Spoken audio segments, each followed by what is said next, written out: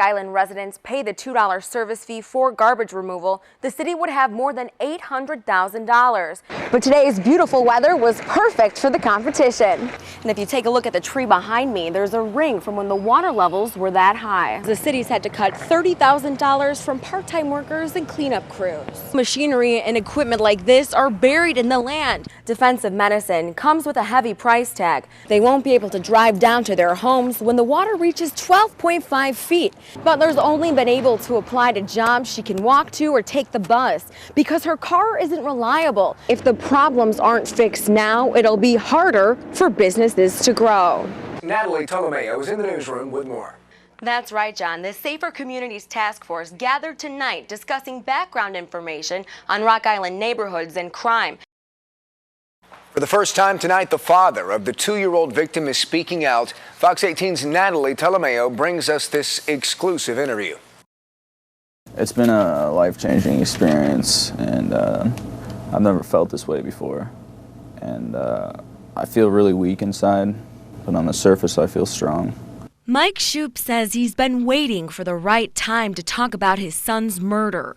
That time came today after learning police charged 23-year-old Damian Deshaun Tucker with the deaths of Shoup's son Cyrus and the boy's mother, Angel Herman. I want him to feel what I feel, you know, but he's never going to feel that. Investigators say Tucker set the apartment on fire and fled the scene, leaving defenseless 2-year-old Cyrus behind. He could have wrapped him in a blanket and put him outside. Somebody would have found him. I just don't see how, if you have kids, you can let somebody else's kid die in the process of your mistakes.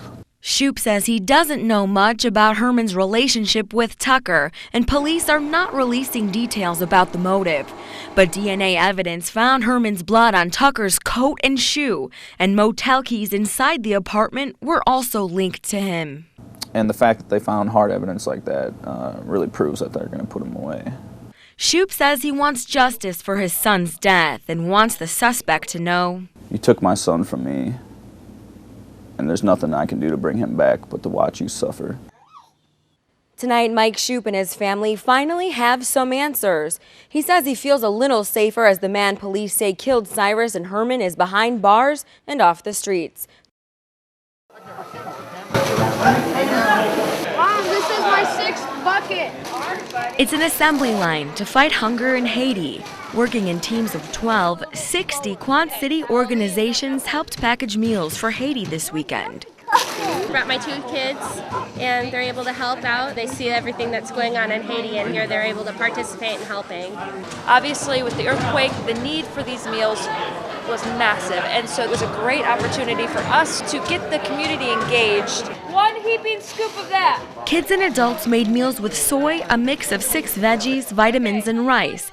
And once they arrive, all the Haitians will have to do is add boiling water. Each serving costs 25 cents. Now, this tiny bag might not look like much, but when it's cooked, it's actually enough to feed 6 people. And when the box is full, there'll be enough meals to feed 216 hungry Haitians. 80,000 meals were made this weekend alone, and Kids Against Hunger, your Quad Cities volunteers say they were glad to help fight hunger. And I think that they'd really appreciate that and thank the people who did that for them and realize that they do matter in the world. I think there should be a little bit of regulation. I mean, I see a lot of things come in here that I can't help but think to myself, you know, if there was regulations, if there was standards, that I wouldn't be seeing these problems.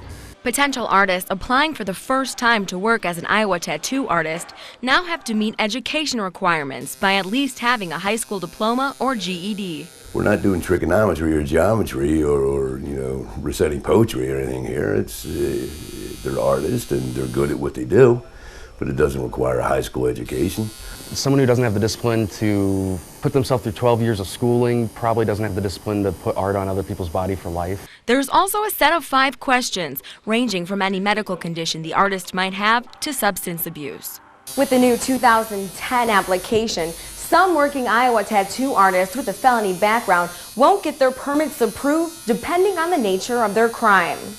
A person who may have a history of sex crimes or perhaps repetitive drug and alcohol abuse may indicate that there interaction with their clients and customers. But if you're a felon, you did something stupid and you got caught, you served your time, no, it shouldn't impede anybody's, ability to get a license. I would worry about the fact that they might have learned in there. I wouldn't necessarily want people working in shops that learned how to tattoo off of, soap and pencil shavings and toothpaste. In Davenport, Natalie Tolomeo, Fox 18.